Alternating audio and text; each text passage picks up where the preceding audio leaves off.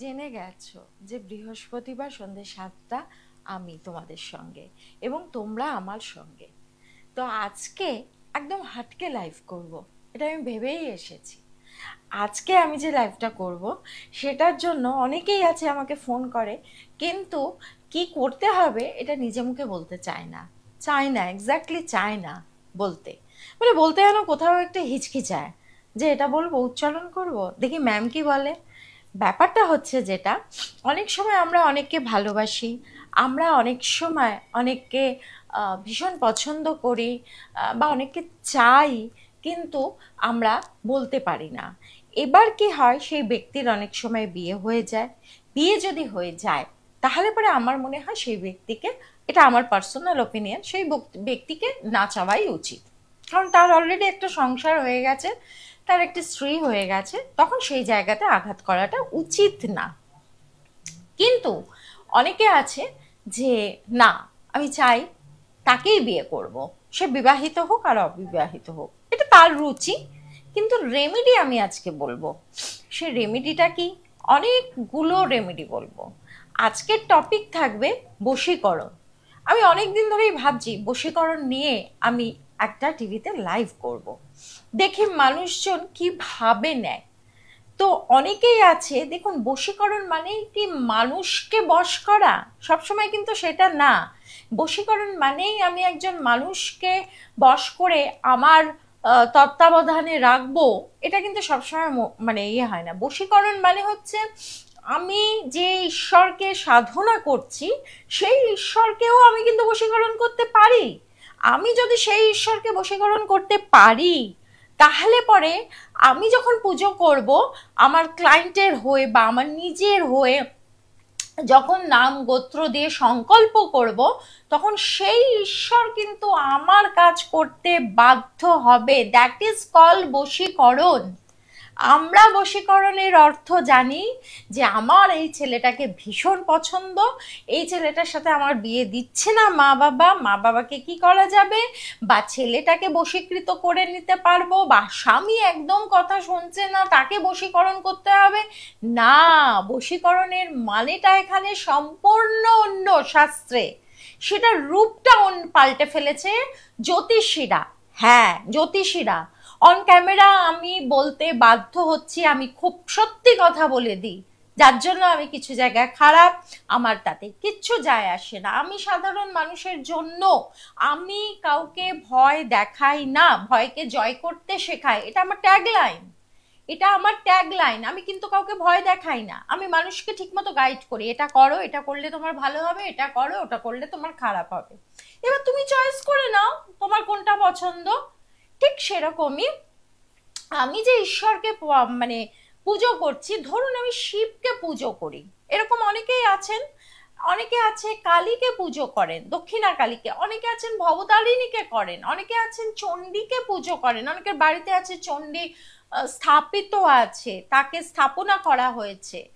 খুব ভালো কথা, আপনি সেই ঠাকুরকে বশীকরণ করুন, দেখুন ঈশ্বর আপনার বশীকৃত হয়ে যাবে, আপনার সব কাজ তিনি কিন্তু করে দেবে। এটা কিন্তু শাস্ত্রে আছে। তো আজকে আমি ঠিক করেছি যে আমি বেশ কিছু টোটকা নিয়ে তোমাদের সাথে শেয়ার করব। বারবার বলে রাখি, আমার টোটকাগুলো কিন্তু কলেজ স্ট্রিট থেকে বই কিনে এনে সেগুলো দেখে দেখে বলে দেওয়া একদম না। এগুলো একদম মানে কি বলবো, এগুলোকে একদম ভাবে করা করা হয়েছে এবং তাতে সাকসেস পাওয়া গেছে। তারপরে কিন্তু আমি এই অন ক্যামেরা জিনিসগুলো বলি, কারণ হচ্ছে আমি নিজে আমার ওপরে না করে আমি কখনো মানুষকে অ্যাডভাইস করি না, কারণ যদি সেটা না হয়, আমি এইভাবে কখনো চেম্বারও করি না, আমি এইভাবে কখনো টিভি অনুষ্ঠানও করি না মানুষকে ভুল ভাল বুঝিয়ে এই কিছু। মানে এখন একটা, আমরা তো ইউটিউব গুগল আমরা তো সবকিছুই করছি, দেখছি, আপনারাও যেমন দেখছেন আমরাও সেরকম দেখছি। কামাখ্যা বিখ্যাত অমুক জ্যোতিষী, হ্যাঁ, তিনি বলছেন আর আমরা অনর্গল শুনে যাচ্ছি। তিনি যে কত ভুলভাল তথ্য মানুষের মধ্যে ফেলে দিচ্ছে, তাকে যখন ক্রস করা হচ্ছে, সে যখন উত্তর দিতে পারছে না, তোতলাচ্ছে, আমরা কিন্তু সেই সব তার জিনিসগুলো গিলে গিলে গিলে গিলে নিচ্ছি। এগুলো কিন্তু মস্ত বড় ভুল করছেন আপনারা। আমি প্রত্যেকটা অনুষ্ঠান, আমার প্রত্যেকটা লাইভ, সেটা যেখানে হোক, আমি যে যে জায়গায় লাইভ করি, আমি প্রত্যেকটা জায়গায় মানুষকে সজাগ এবং সচেতন করি যে তোমরা ঠকো না, কারণ তোমরা তো টাকা দিচ্ছ, টাকা দিয়ে ঠকবে কেন?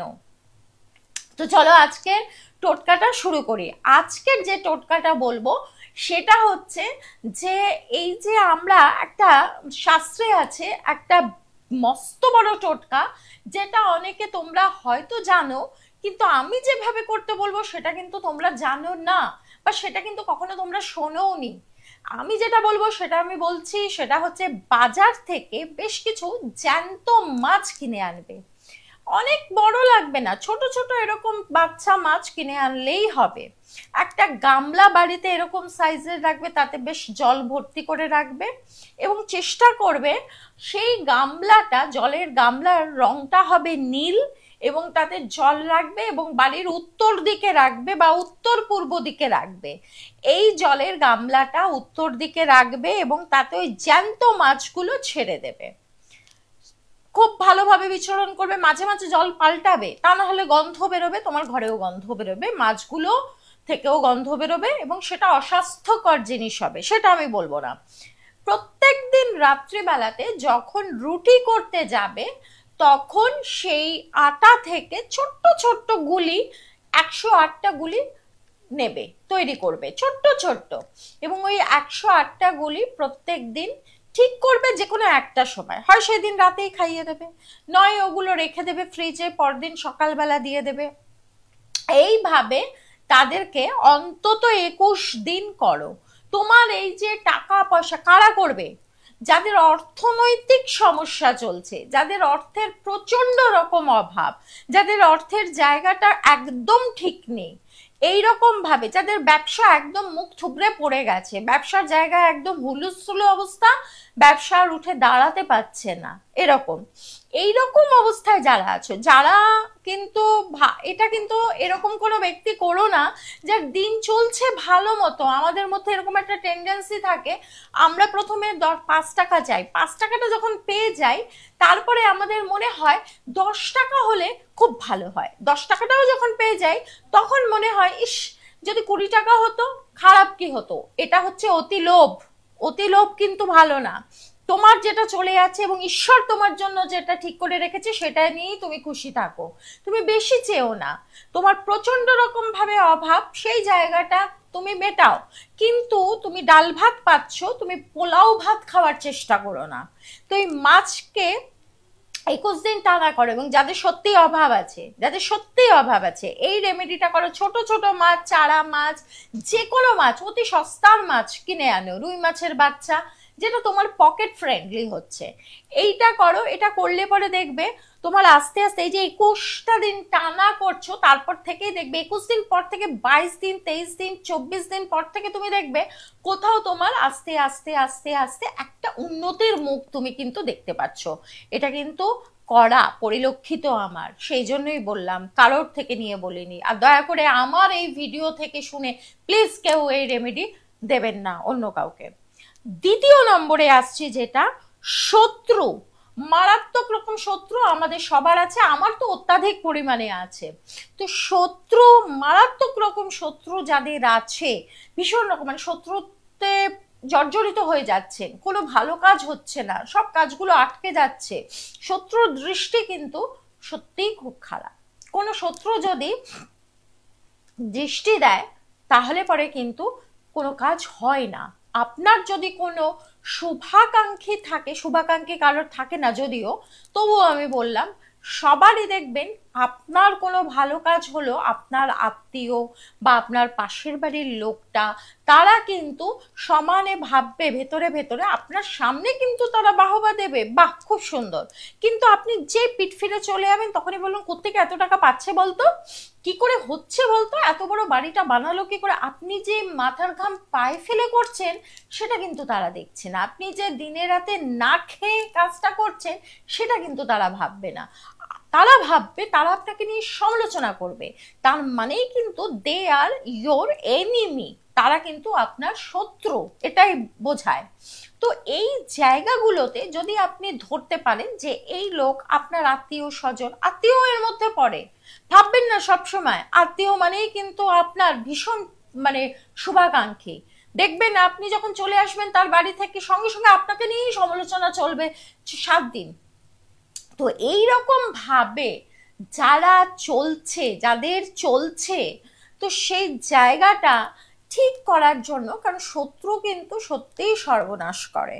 হ্যাঁ, তো এবার আপনার মেয়ের ধরুন বিয়ে হচ্ছে না, কিছুতেই বিয়ে হচ্ছে না, বা আপনার ছেলের চাকরি হচ্ছে না, বা হয়তো দেখা গেল খুব ভালো রকম ভাবে চলছিল সংসার, বেশ সুখে শান্তিতে, হঠাৎ করে কিরকম যেন একটা 365 ডিগ্রি ঘুরে গেল, একটা বাজে রকম অবস্থায় চলে আসলো, অভাব চলে আসলো। সেই জায়গাটাতে দাঁড়িয়ে আপনি কি করবেন, কি করলে পরে আপনার মানে অন্তত সুখ না থাক, স্বস্তি পাবেন, সেই জায়গাটাতে আপনি কিভাবে কি করবেন, সেটা হচ্ছে আপনার শত্রুকে যদি আপনি আইডেন্টিফাই করতে পারেন, আপনি যদি মনে করেন এই ব্যক্তি আমার পিছনে কন্টিনিউ লেগেছে, তাহলে তার কাছে প্রকাশ করবেন না যে আপনি বুঝতে পেরে গেছেন যে উনি আপনার শত্রু, এইটা কিন্তু তার সামনে প্রকাশ করলে হবে না। এখানে কিন্তু একটু চালাকি করে কাজ করতে হবে, একদিন মজা করতে করতে বা এমনি তার বাড়িতে যাবেন, এবার তার বাড়ি থেকে কিছুটা মাটি আপনাকে কিন্তু কালেক্ট করতে হবে। দেখুন, আমরা সমস্যা হলে ডাক্তারের কাছে যাই, ডাক্তার আমাদের একটা প্রেসক্রিপশন তৈরি করে দেয়, সেই প্রেসক্রিপশনের মধ্যে হয়তো 5টা ওষুধের মধ্যে একটা ওষুধ খেলে পরে হয়তো অস্বস্তি হচ্ছে, ভীষণ তেতো লাগছে, খাবার খেতে পাচ্ছি না, বা পেটে ব্যথা করছে, কিন্তু হলেও ওই ওষুধটা কিন্তু আপনাকে খেতেই হবে। সেই জন্য মাটি জোগাড়টা কিন্তু এটা আপনার দায়িত্ব। সেটা কিন্তু বললে হবে না যে আজকাল তো সব ফ্ল্যাট, কি করে আমি মাটি জোগাড় করব, কিভাবে কি করব, সেটা বললে কিন্তু হবে না। কাজটা আপনাকে করতে হবে, কিছু কাঠখড় আপনাকে পোড়াতেই হবে ফল পেতে গেলে। হতে পারে তার বাড়িতে যদি কোনো টবে গাছ পোতা থাকে, সেই মাটি আনলেও হবে। সেই মাটি থেকে বেশ কিছু মাটি নিয়ে আসলেন, 1 দলা মতো মাটি, কোনো রকম ভাবে তাকে না জানিয়ে আনতে হবে, এটা গোপনে করতে হবে, এটা একটি ক্রিয়া, এবং এই ক্রিয়া তন্ত্র ক্রিয়া। কি ক্রিয়া আমি সেটা এখানে ক্যামেরার সামনে বলতে পারবো না। তো আমাদের তন্ত্রে কিছু জিনিস হিডেন থাকে, মানে গুপ্ত থাকে। এবার সেই মাটিটা বাড়িতে নিয়ে এসে রাখবেন কোথাও একটা, নিয়ে এসে এবার পরদিন থেকে 21 দিন আপনি টানা যেটা করবেন, স্নান করার পরে অথবা সন্ধেবেলা, সন্ধে মানে সূর্য ডোবার পরে আপনি যখন সময় পাবেন, সেটা আপনি অফিস টফিস করে টোরে এসে শান্তিতে স্নান টান করে ঠাকুরের আসনে বসে একটুখানি মাটি নিয়ে তার নাম বলবেন, বলে আপনার নাম বলবেন, বলে দুর্গা মন্ত্র জপ করবেন। দুর্গা মন্ত্রটা কি? ওং রিং দুর্গে দুর্গে রক্ষণে স্বাহা, এই মন্ত্রটা কিন্তু আপনাকে জপ করতে হবে। হ্যাঁ, শত্রুর সর্বনাশ কিন্তু হবে না এতে, আমি কিন্তু কখনো কারোর সর্বনাশ আমি পার্সোনালি চাই না, এবং আমি চাই না কাউকে সেই শিক্ষা দিতে বা সেই উপদেশ দিতে। এটাতে যেটা হবে, আপনার শত্রু আপনাতে বশীকৃত হয়ে যাবে, টাইপ অফ বশীকরণ এটা। এই ক্রিয়াটা যদি করেন, যদি বুঝতে পারেন শত্রুকে, সেটা কিন্তু বুঝতে হবে, এবং তার বাড়ি থেকে কিন্তু ওই মাটিটা আনতে হবে, এসে এই মন্ত্রটা কিন্তু জপ করতে হবে। আপনি দেখুন, ওই শত্রু একদিন আপনার বাড়িতে এসে পড়ে থাকবে, যে এত ক্ষতি চাইছিল সে তখন এটা করবে, কিন্তু ক্রিয়াটা ঠিক ঠিক মতো ভাবে করতে হবে। এটা গেল 2 নম্বর। 3 নম্বর যেটা আসছে, সেটা হচ্ছে যে আমাদের অনেক গুরুত্বপূর্ণ কাজ, অনেক গুরুত্বপূর্ণ কাজ, যে কাজগুলো আমাদের হয় না, শেষ মুহূর্তে গিয়ে কেটে যায়। ধরুন আমি লোনের জন্য অ্যাপ্লাই করেছি, কিন্তু আমার লোন কিছুতেই আসছে না, আমাকে জানিয়ে দিচ্ছে হ্যাঁ লোন হবে, এই সপ্তাহে হয়ে যাবেই আপনার লোন, বা কেউ বলল পরের সপ্তাহে সোমবার আপনার লোন হয়ে যাবে। ঠিক আছে, খুব ভালো কথা, আমি সারা সপ্তাহ আশায় রইলাম, কিন্তু দেখা গেল লাস্ট মুহূর্তে গিয়ে আর লোনটা হলো না। বা জমি রেজিস্ট্রি করব, সেটাও পিছিয়ে যাচ্ছে, ক্রমশই পিছিয়ে যাচ্ছে। বা মেয়ের বিয়ে, সেটাও পিছিয়ে যাচ্ছে। এই জায়গাগুলো করতে খুব মানে এরকম হতে হতে হতে হতে সেই জায়গাটাতে যেটা হবে সেটা হচ্ছে যে আম, সেটা হচ্ছে যে সেটা হচ্ছে যে একটুখানি কিছু টেকনোলজি প্রবলেম হয়েছিল, যার জন্য তো সেই রকম জায়গাতে একটি কাজ করতে হবে আপনাকে প্রত্যেক দিন, মানে এটাও হচ্ছে 21 দিনের কাজ করতে হবে, সেটা হচ্ছে যে গণেশজির পুজো করতে হবে। আমরা জানি প্রত্যেক কাজে গণেশ হচ্ছে বিঘ্নহর্তা, তিনি আমাদের যে কোনো সমস্যার সমাধান করেন। আমরা সব পুজো করার আগে আমরা সবসময় গণেশজির পুজো করি। কেন করি? দেখবেন দুর্গাপুজো আসার আগে আমরা গণেশের পুজো করি, কারণ গণেশ পুজো দিয়েই আমাদের শুরু হয়। উনি যে কোনো কাজে বিঘ্ন থাকলে পরে সেই বিঘ্নটাকে নষ্ট করে দেয়। ঠিক সেরকমই যেটা করতে হবে যে গণেশজির একটি মন্ত্র আছে, সেই মন্ত্রটা একটা সাদা কাগজে লিখতে হবে আপনাকে।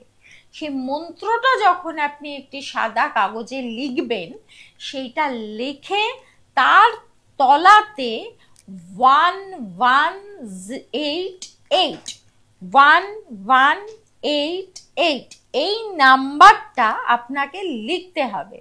এবং গণেশজির যে মন্ত্রটা আপনি লিখছেন সেটা একটি সাদা কাগজে সবুজ কালি দিয়ে, পেনটা অবশ্যই নতুন কিনে আনবেন, নিয়ে এসে সবুজ কালি দিয়ে সেই মন্ত্রটা লিখবেন।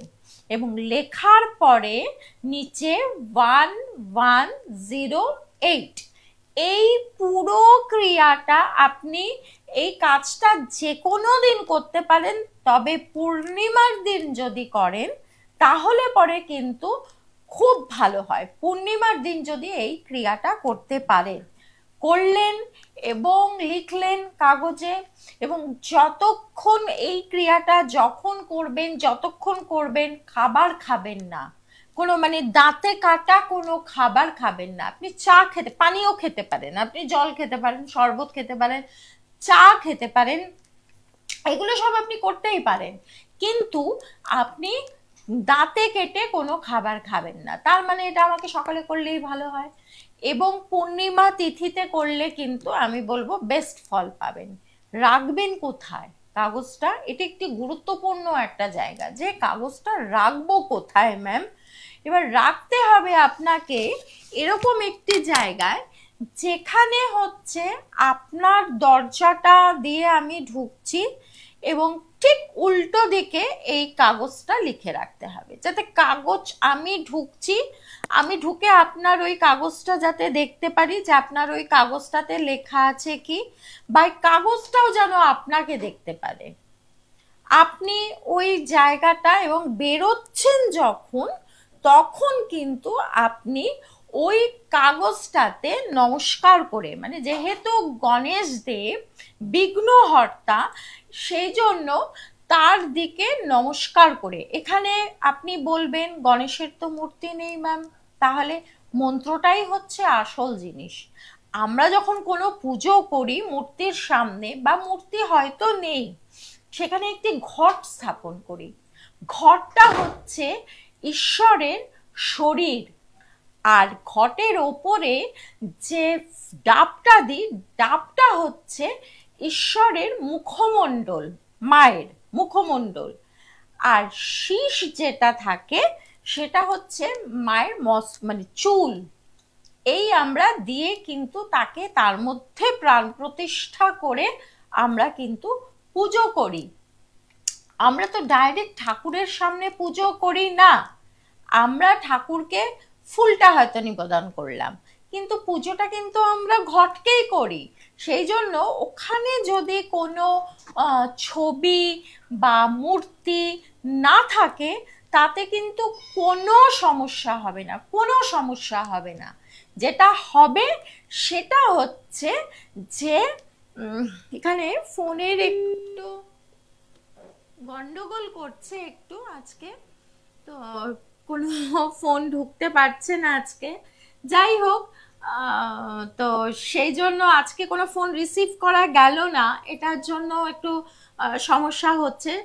তো যাই হোক, এটা আবার পরদিন হয়তো আমরা ঠিকভাবে আমরা নানা রকম ভাবে আমরা লাইভ করতে পারবো, বা তোমরাও আমাদের সাথে আমার সাথে যোগাযোগ করতে পারবে। কিন্তু যে ঘটনাটা সেটা হচ্ছে যে মূর্তি না থাকলেও মন্ত্রটাই কিন্তু তার যথেষ্ট পরিমাণে। হ্যাঁ, আমরা যদি এসছে এতক্ষণে একটা ফোন আমি পেয়েছি। হ্যালো, হ্যাঁ কে বলছেন? হ্যাঁ বলুন।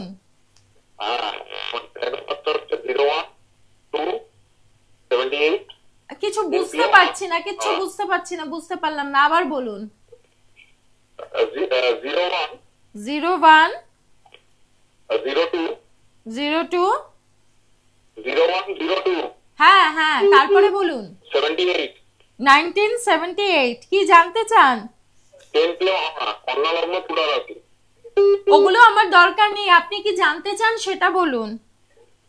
জানতে চাই মানে ভালো সময়টা কবে থেকে দেখছেন আর কি, বিশেষত কর্মক্ষেত্রের দিক থেকে। মানে আমি প্রায় 18-19 বছর একটা কর্মতে ছিলাম, ওটাতে একটা রিজাইন দিয়েছি। আচ্ছা, এই সপ্তাহে একটা নতুন কর্ম, এত বছর পরে আবার একটা জয়েন করতে চাইছি।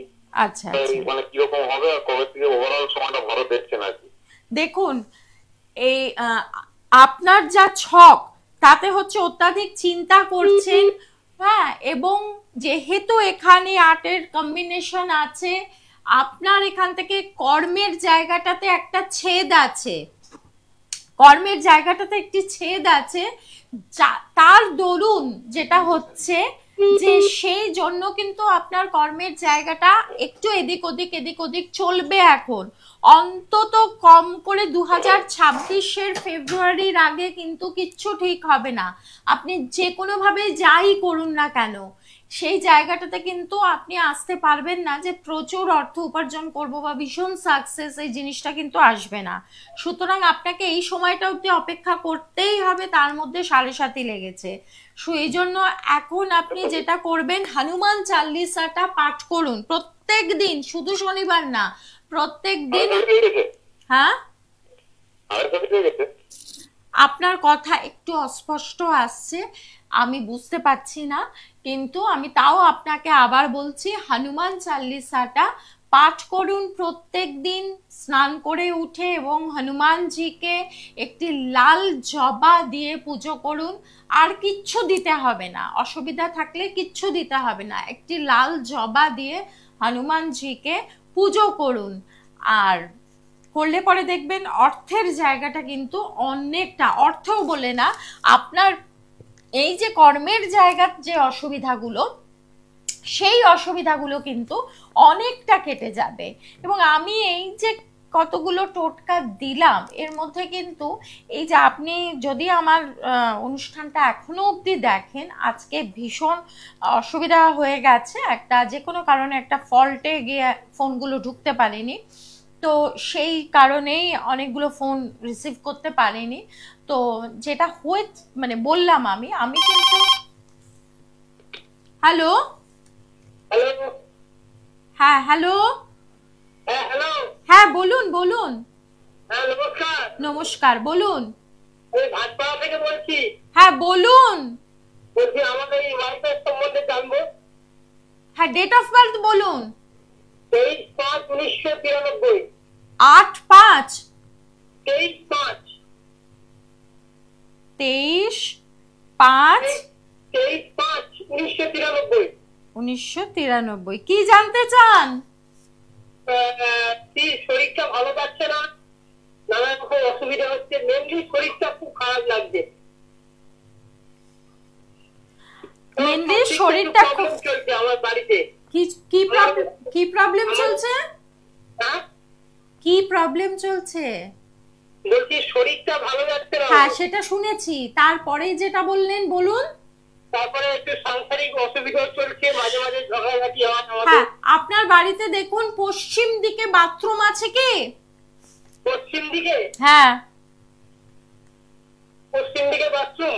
পশ্চিম দিক বা দক্ষিণ পশ্চিম, হ্যাঁ পশ্চিম দিক অথবা দক্ষিণ পশ্চিম দিকে দেখুন আপনাদের বাড়িতে বাথরুম আছে কিনা।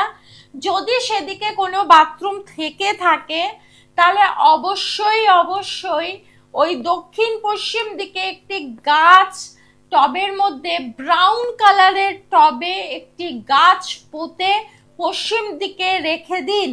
কিছুদিন রেখে দেখুন বাড়িতে অশান্তিটা একটু কম যাচ্ছে কিনা। আরেকটা জিনিস হচ্ছে আপনার শরীর এখন ভালো যাবে না, এখন ঢাইয়া চলছে, সেই জন্য শরীর ভালো যাবে না, শরীরটা একটু খারাপই যাবে, আজ ভালো কাল খারাপ, আজ ভালো কাল খারাপ, এভাবেই চলবে।